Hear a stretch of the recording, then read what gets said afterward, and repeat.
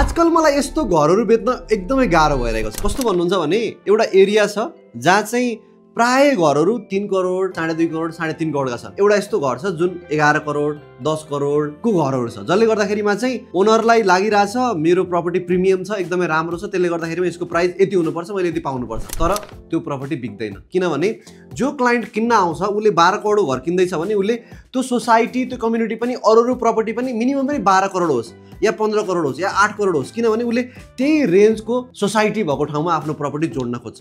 अब यदि त्यहाँ 3-4 करोड प्रपर्टी किन्ने मान्छे जानु हुनुहुन्छ भने चाहिँ उहाँहरूले फेरि तपाईको त्यस्तै 4 करोड 3 करोड 5 करोड प्रपर्टी हेर्नुहुन्छ।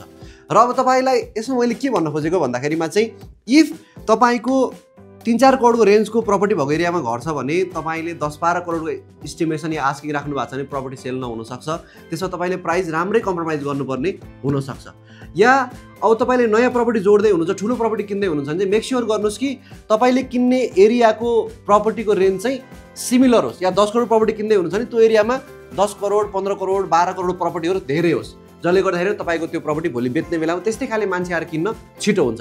अब तपाईले मेहनत गर्नुभयो, पहिला 4 आना किन्नु भयो, 12 आना बनाउनु भयो, 1 रोपनी 2 रोपनी बनाउनु भयो, अब पहिला सानोबाट सुरु गर्दै गर्नुभयो अनि त्यो एरियामा ठुलो बनाउनु भन्दा चाहिँ तपाईको अहिलेको त्यो सोसाइटीमा भएको प्रपर्टीहरू भन्दा तपाईको प्रपर्टी अब ठुलो हुने भयो या बढ्ने भयो भने चाहिँ त्यो ठाउँबाट तपाईले जुन एरियामा ठुल्ठुलो प्रपर्टी छ त्यहाँ गएर प्रपर्टी किन्नुहोस्, जसले गर्दाखेरिमा तपाईलाई बेच्न पनि सजिलो हुन्छ। र अहिले अब त्यस्तो मैले भनेको वाला सिचुएसन छ, एरियामा सानो सानो प्रपर्टी छन् तर मेरो ठुलो प्रपर्टी छ हजुरलाई लाग्छ भने चाहिँ त्यसमा चाहिँ प्राइस चाहिँ तपाईले घटाउनै पर्छ, स्पेशली घर छ भने। अब जग्गा छ भने त टुक्रा गरेर तपाईको 4 आना 5 आना गरेर सानो भोल्युम गराएर पनि बेच्न सक्यो, तर घर ठुलो छ भने चाहिँ प्राइसमा तपाईले डेफिनेटली नै त्यसलाई चाहिँ कन्सिडर गर्नुपर्छ। यस्तै समस्या छ भने डु कन्ट्याक्ट लालपुर नेपाल, किनभने लालपुर नेपाल जस्तो नाम त्यस्तै काम।